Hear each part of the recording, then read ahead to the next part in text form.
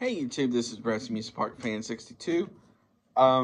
Here's a video, my last video for tonight, and this is who I think should get called up onto the main roster from NXT. Now, there have been some wrestlers who've been in NXT through the 2.0 era and even the late Black and Gold era.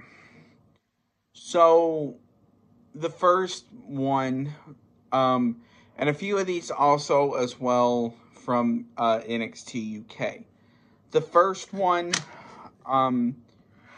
is Blair Davenport. Now, she is a talented individual. So she sort of has the, I shouldn't say goth vibe to it, but she sort of has this like really dark vibe to her, but kind of like a cool factor to it. So she would be an incredible aspect into the main roster. She's been with NXT for a long time, so she needs to get called up eventually. The next person is Roxanne Perez.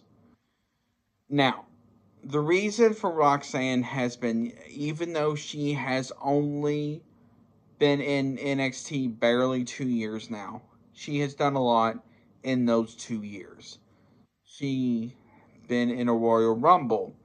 She has won the women's championship. She's a tag championship with her former friend Cora Jade. But recently they've started giving her this losing streak, which makes me think she has an NXT call-up coming soon.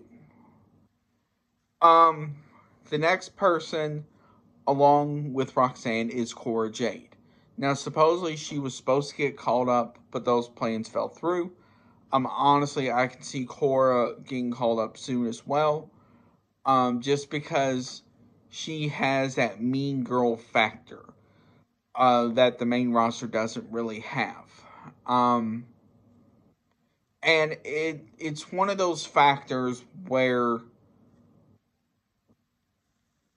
she can really hang with you. The next person is Braun Breaker.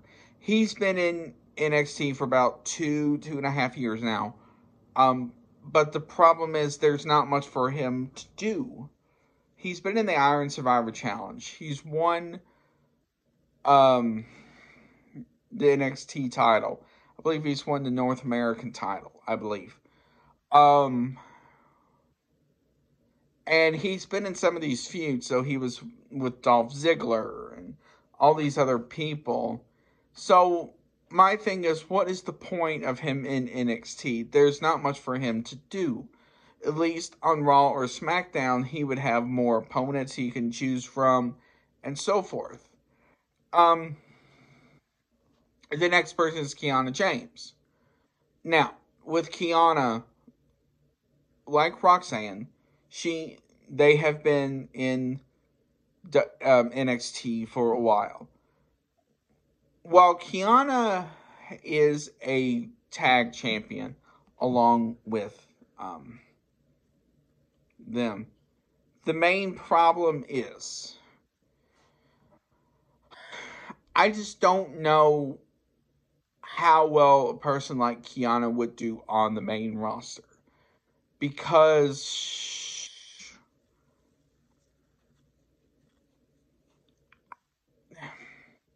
while she probably would fit in perfectly, the problem is I just don't know how.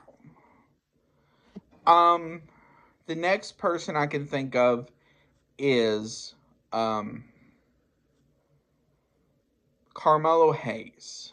Now, Carmelo Hayes does have the it factor to it. He is incredible in the ring.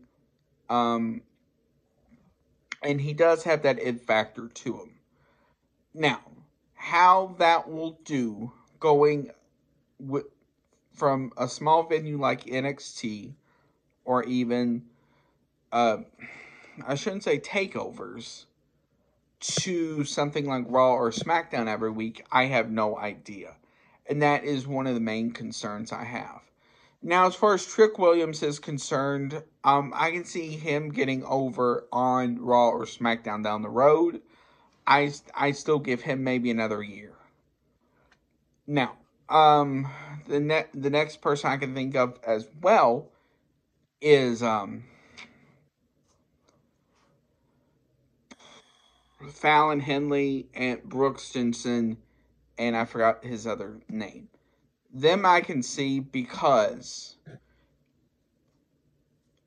they could be like a stable type thing, or they could split them up, whichever. And the thing is, Fallon Henley as a whole is a talented individual. With that being said,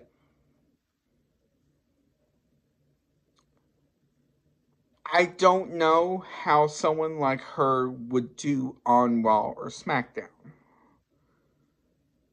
And the next two people I'm going to mention in this video as well is Gigi Dolan and Jacy Jayne.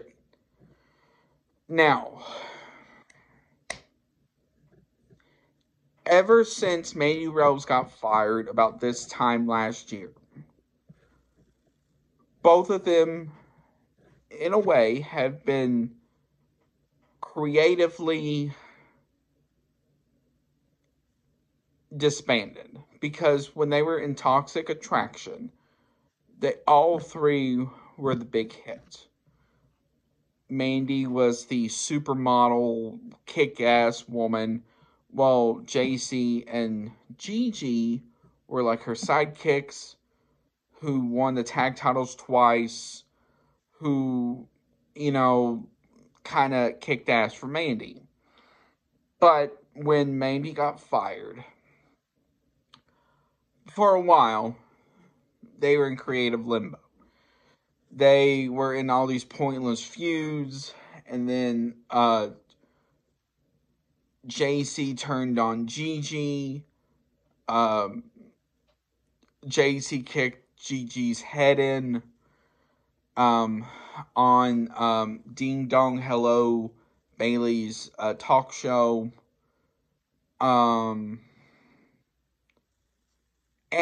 the problem with Gigi and Jacy has been, to a point, they've both been in feud with each other. Then they've stopped. They had another feud, and they feuded again.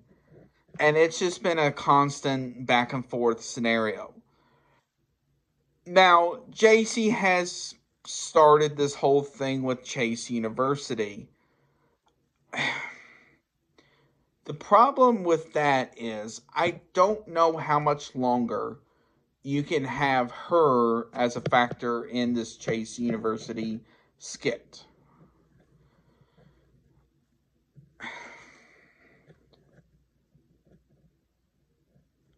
This Chase University stuff is going to get to a point where nobody's going to watch it. Now, as far as someone like Thea Hale is concerned, I don't know, because while she is a good person in the ring, and she has started showing a lot more emotion and better physicality in the ring, as far as just being like the hype girl, I don't know how she would do in a Raw or SmackDown environment. So it's one of those things where down the road, it's going to be something they're going to have to do as far as getting her over. Because I think Chase U's merch sales does pretty well.